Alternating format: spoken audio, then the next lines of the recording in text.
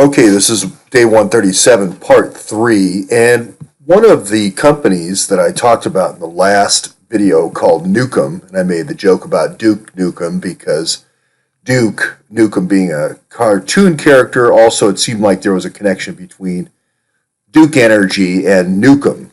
But Nukem is this uranium production arm of Cameco. You know Cameco from the Shinkolobwe mine in Wyoming. You know Cameco from Canada. You know Cameco from Kazakhstan. And you know these pictures. You know what this is now. You know this is YellowCake and you know this is UF6. Is how it's transported. And if you actually go to their site, and you can see there they were talking about selling to China. The way they drill it is they freeze all around the ore and then they extract through the ore and then it falls to the bottom here to this robotic little lifter, and I'll just show it here briefly. Pilot hole, widening it, and the broken ore falls into what's known as an extraction chamber.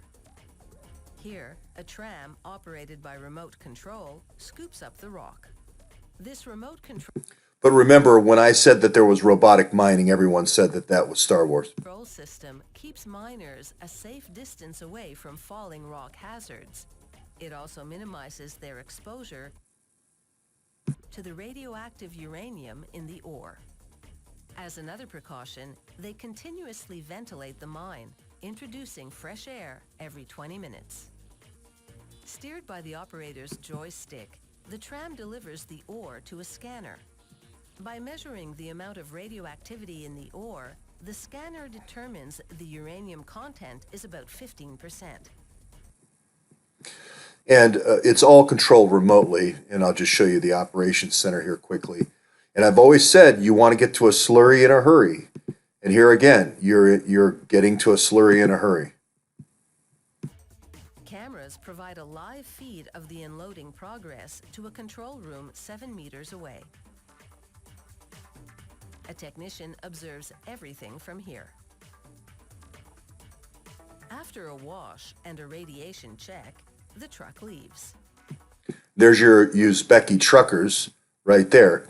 So if you want to go by their own words, now not mine, where their operations are, here is Kazakhstan, right? And, you know, we have our man in Tashkent down here. We have Craig Murray, our man in Tashkent. And of course, we have to have well, let's zoom out a little bit. We have to have our Astana, our weird, wacky Astana capital, which is really kind of like Texas. It's situated in the same place as Texas is in the United States as far as Russia's concerned.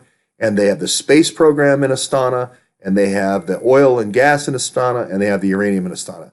Very much like Texas. Again, this is Cameco saying this. Now, who do we have in our story that tells us this is not only a uranium rat line, but it's also a drug rat line?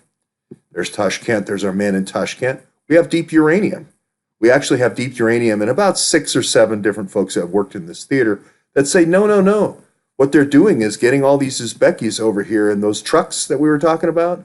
Yeah, a lot of the skilled positions are actually done in Canada. And the truckers, what you saw, that blue truck, are the ones that take it down here to Tashkent. Now, somewhere there's CIA bases and things are being flown, and I all that stuff's classified, and I can't obviously ask Deep Uranium to tell that story. But this is the story. This is what is actually happening here.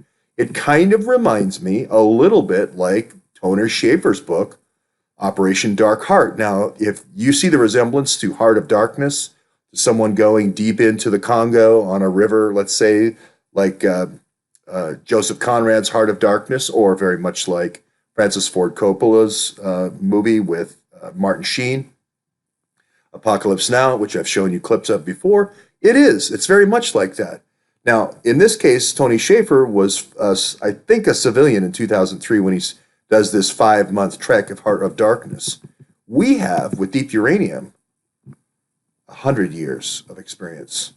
So, and was also Heart of Darkness, was this also to get embed a civilian away from the uranium mining operation in Afghanistan as well? Was that an operation to push, was that an information operation in the Department of in the Defense Intelligence Agency to push our focus away from where the operation was. And I would say Tony Schaefer probably has no idea of the mining operations, the secret mining operations. He was just doing his job. He was doing his Heart of Darkness mission. So we don't know. But what I do believe in is signatures. And when I see things like this with that same Canadian expertise in mining, when I see them doing these reactors, these 30 different reactors around the world in 7 different countries, including China, and Pakistan, again, their words, not mine, and also Romania through China. A lot of these are China, building reactors and using the Canadian can-do technology. So I'm just doing signatures right now, just showing, here's the fire log here, where the pellets are, etc. You can see about the relative size here, okay? And then you're going to have, the other signature is going to be these Navy guys that think, hey, we get first dibs at this nuclear product here.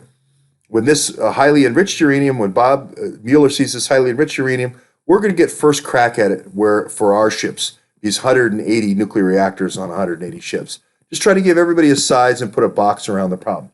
Now everybody says Ross Burgess. Okay, well, why do you link that so much to Ross Burgess?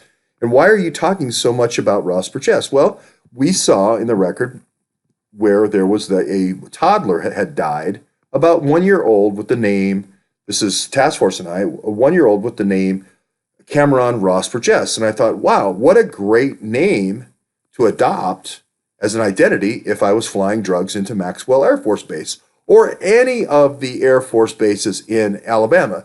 Because anybody who's been in the Air Force and the Army knows that Fort Benning is where you get your training, which is a little bit over the border.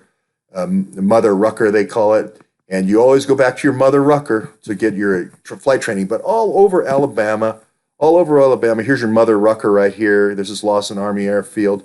Here's your Auburn University. Here's Sharp Field, Tuskegee Airmen. I told you about it before. Here's Craig Airfield. There's the Selma Bridge, right?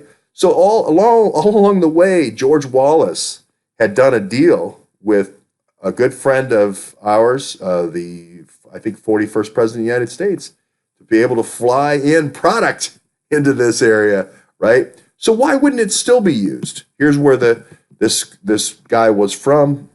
He's close to Tuscaloosa. He's close to Alabama.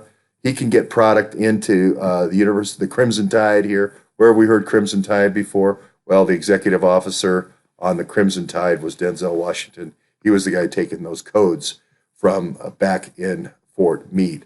So it all ties together. I believe that each one of these pieces of the puzzle kind of fit together into this nukes on top, nuclear yellow cake on top, and some other kind of cake on the bottom.